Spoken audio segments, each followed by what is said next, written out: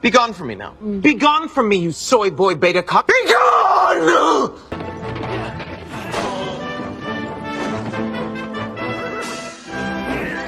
What's up, you big old bundles of sticks? Holy Diver here, and I've been asked to do a video request. I got a video request a while back to do the state of the hobby. Now, what is the state of the hobby? This is anything that I think is going wrong in the world of wargaming today, and well, let's just get into it. So, I think that the state of the hobby is really good. I think that what you need to do is you need to be the champion for your own gaming environment. You don't need to be some kind of, I don't know, store troll. You don't need to hang around your FLGS to have a healthy gaming environment. My Dungeons & Dragons games are proof of that. That's why I'm playing Dungeons & Dragons, is what I've managed to do. So I've managed to get 6 guys in a room together to play a game and actually exchange numbers, and then since playing Dungeons & Dragons have met to play Battletech, Sigmar, or have met to play have met for painting sessions, or have met to play other games away from me. And I think that's an incredible accomplishment. So next time I play Dungeons & Dragons, I'm hoping to have 5 guys besides myself playing Dungeons & Dragons. And I think that we'll have a lot of fun. So that's the state of the hobby is what you make of it community-wise. But when you have people wondering why you don't see women in wargaming, well, it's very simple. It's because most of the guys who wargame are ugly. You're talking about the 19-year-old to 24-year-old age bracket. Now, now I want you to picture 3 guys at school. One of them's backpack guy, overweight, holds his whole life in the backpack. The other one's way too skinny guy, and then there's Bobby Hill. These guys don't have any sexual marketplace value at all. They live predominantly indoors, and this is just the 19 to 24-year-old bracket.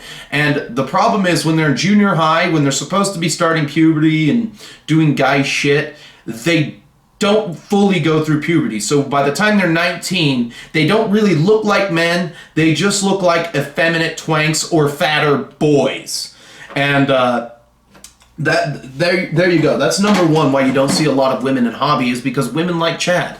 Chad Thundercock is out there. Let's say Chad graduates high school and he's been working as a laborer for an electrician company for the last year.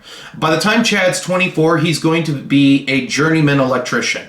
This is how it works. As long as he shows up every day, can pass a P test, and be worth a damn, he will move up in a company. So let's say by the time Chad is 21, he's got a pickup truck and he's got a 4-wheeler. What is funner? Does a girl want to go to a game store and watch a bunch of Bobby Hill types play a stupid fucking science fiction game with space marines and orcs and do Lord of the Rings shit? Or does she want to go out, sleep in a tent with Chad Thundercock, and ride around on his 4-wheeler? Well, I think she's going to want to ride around on his 4-wheeler. Let's talk about fast cars for a second. There used to be the Raceway out a couple of years back where, like, when I was 19, I could go out to the Raceway and I could get with every single make-out whore there. I could go out to the Raceway. I didn't even have to race. I just drove a Jeep back then, and that was enough. I could go out to the Raceway and be Chad for a night, but, you know, it was because where I live, you know, religious sensitivities, it's always really hard to take a woman home, especially when you're living at home at 19. There's really, I mean, you'll notice something about women. They never ever go back. Once they've had a boyfriend with an apartment, they never go back to not having a boyfriend with an apartment. So that kind of puts a damper in your game. But yeah, you might have one decent looking female temporarily at the gaming store. Oh, but she's 16. She can't do anything. You can't hit on her. I mean, you're 18, for Christ's sake. So the moment she does turn 18, she never shows up again. So basically, I watched 2 videos from Mini Wars TV. I'm not really into their content, but they said, why don't you see more women in historical wargaming? Well, why would you even ask that question? The reason why you don't see a lot of women in wargaming at all is because I just told you, there's no Chad. And, a while back I was watching a Long War podcast, and they were talking about women for a second. They're like, well, you don't go to the gym to hit on women. Bullshit! If women didn't want to get hit on at the gym while they're working out, you know what they would do? Even if they have their headphones in, they still like the courtesy of, they would go to Curves. There are all-female gyms where women can go to and never get hit on, and if they didn't want to get hit on, they would just stay at Curves, or they would stay in the all-female section of the gym and they'd never leave it. Now, there are a couple of hotties that I've noticed that do that. They never leave the all-female section of the gym. And nobody goes in there and bothers them. There you go. And so when you have a lack of good-looking guys, because most guys who play games are ugly by physical standards, like I said, they turn into effeminate twanks or fatter boys, there's really nothing there for a female to be interested in. Now, every now and then you find one that wants to play, but that's on her. She shouldn't get any special candy or treatment. And, you know, okay, so she goes and she plays a couple of games and gets her butt kicked. Doesn't show up again. You either endure the hobby because you want to be there, or you don't. And you know, there's a lot of pressure out there for to be inclusive. You know, I read there was a Reddit thread that I read that was like, how come there are no queers in 40K? Who's the gay faction? Who's the gender neutral faction? I'm like, really? That's what keeps you up at night? That's what keeps you up at night, wondering where the queers are in the grim dark of the future, 40,000 years from now? Get a fucking job and sort your fucking life out, dude.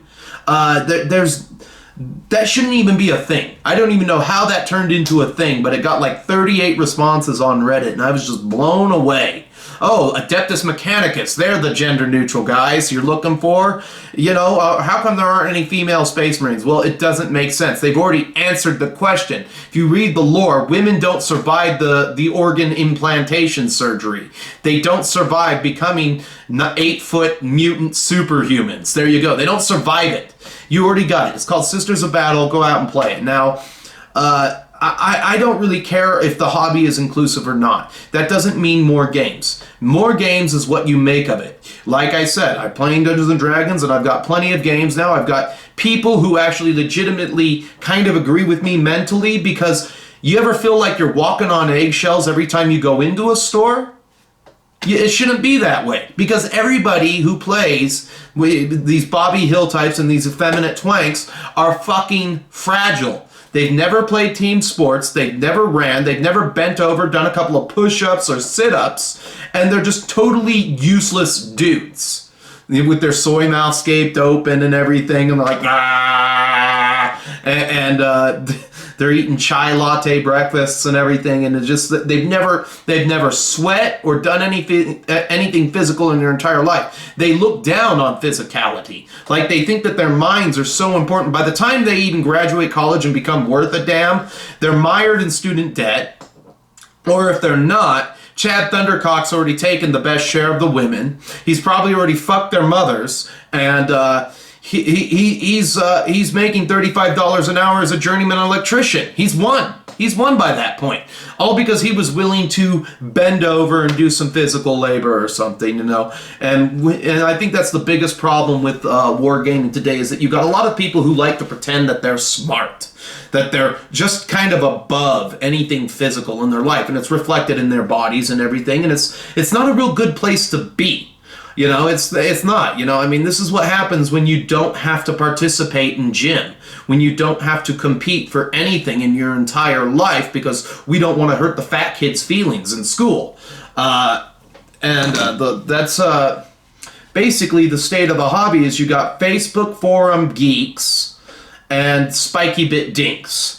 And these are the kind of guys that if you say women suck at 40K, they will jump all over you like white on rice because everybody is an internet tough guy. And they'll either get you banned from, they'll talk, because they're all good at massaging the admin cock. They're like, oh, the admin, he's so great. You're so great that you got to be a play tester for 3rd edition or something. Let's make you an admin, and you're gonna be one of us, and everybody's gonna massage your dick. I don't make these videos to hurt anyone necessarily, but some shit just needs to be said. If I said that women suck at Kings of War, I am completely justified in that statement. I don't need anything else. I won the argument. There will never be a woman capable of competing with Jerry Breaker of Worlds or Sir Jesse at a tournament and taking 3rd above those two. I mean, you'll be lucky if a woman makes it past the top 10. Hayden went to his first tournament and he was able to get into the top 10.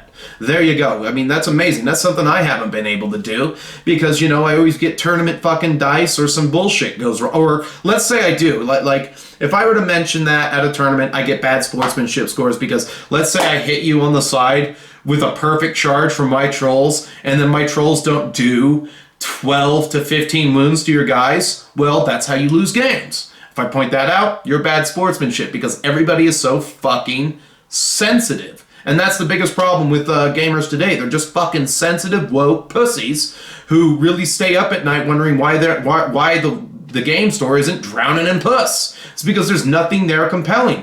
A guy who goes to the racetrack with his Mustang every single Friday, races, lifts a couple of weights every now and then, maybe knows how to work on cars a little bit, is more compelling to a woman who's worth this shit physically than some guy who's the soy boy beta cuck playing these games. You know, it's more compelling to go to the racetrack to see what the men are up to. Most of the guys who are playing are not proper men. I'm sorry. You know, it's like, what do you want me to say? That the world is just accepting and everything should be perfect? No. That the world is not perfect. That's why we have school shootings. No society is ever 100% safe. And it would be even worse if you were to take guns away because then you end up like Hong Kong. You end up like Hong Kong where they're waving flags that say, "Save us, Donald Trump. We want democracy. We want the Second Amendment right," you know? So that's basically a race to be inclusive is also a race to be in bottom. A race to the bottom. The community is what you make of it. You're either going to go out and find quality people to game with, or you're going to continue walking on eggshells until you offend the wrong person, either on Facebook or at the game store, and they're going to fall apart because their fragile egos can't take it. They don't have a bravado. They've never competed in real life. They only know shelter. And when you have too many people that only know shelter, it's just disgusting. There you go. So that's really the state of the hobby. It is what you make of it. And staying up at night, collecting data, like wondering why women aren't playing games. That's the dumbest thing you could ever think of because women traditionally, they're not good at this sort of activity. And case in point, I'm going to I'll put a link in the video below, the story of Team Siren. Team Siren, back in like the early 2000s, was going to be this all-female video game playing team. They got some decent looking women. Most of them are 6s. There's a couple 7s on the group that are going to play games, and they're going to beat the boys. And what happened was they ended up getting their asses kicked so hard that they had to disband the team after their second competition. Nobody would sponsor. They got a lot of sponsors. Somebody bankrolled them to be in a house because they were the whammon. And they got a lot of sponsors, and all those sponsors walked the moment they couldn't hang. And they got beaten by a bunch of guys who weren't even a real team. And that's not sexism, it's just that even though women are a majority of the gamers out there, Candy Crush doesn't count as a game. And now one of them, I think the Korean one or whatever, she's a titty streamer on Twitch. That's what she does to support herself. And then she does photography on the side, and she probably posts on Facebook that she is a CEO of her Etsy store where nobody will buy her photographs. And there are some thirsty men out there, and I think that's the biggest problem with the world is that, you know, I mean, why would you watch a titty streamer when you just watch porn? You know, I mean, the world has 70 years worth of porn uploaded on the internet. Use it. It's terrific. Maybe you'll think of ways to go out there and actually get a woman or something. But this whole race to be inclusive, I think, is a race to the bottom. I mean, what I'm doing here at my table, this is 85% of your hobby. And you should just be happy with that. This relaxes me. It's not the actual physical games that I get to play. I mean, I like it when my friend makes fun of me. He's like, "Oh, you get to play one game a week and you roll like shit. Take it, bitch. Oh, look at that. 6s, 5s. I'm kicking your ass. Do you mind?" That's what gaming is. It's supposed to be fun. And I don't think that anybody is having fun anymore. It's major. Choke on it! Or they're having fun in moderation because they never had to compete in sports as a child. And they have a disconnect. There is a social disconnect among a lot of the gamers. And so I don't care if the historical wargaming crowd is over 60. At least baby boomers know the pain of loss, and some of them grew up like Opie Taylor, just out there playing stickball with his friends. And so, if this has been a little bit too brutal of a response for you, I'm sorry. I'm not here to make people happy. I'm here to roll big dice, talk a little bit of shit, and have some fucking fun. And I think that's the problem, is that a lot of people are so woke these days, they've forgotten how to have fun. I was talking to my girlfriend the other day, and I asked her if she wanted to play a game, and I made a joke about the game. I made a racial joke about the game because she's black and everything, and I said, and she's like, "Why is that funny? Why am I laughing?" And I said, "It's because all humor is bold, and if you're not going to be bold in your humor, and if you can't say things with conviction, you're never going to deliver the pun. So I'm giving you a pointer, honey, on how to be funny." And she took it, and she kept trying the whole day to try to make me laugh with one of her jokes. I'm sure at some point she'll get better. But that's where it is, You got a lot of guys who never really developed into men. They just became larger boys. And women don't like larger boys. They like Chad Thundercock, who will treat them like shit. And if you don't believe me, go watch Marlon Brando in a streetcar named Desire. Watch that movie, and it just breaks down everything. That guy's Chad.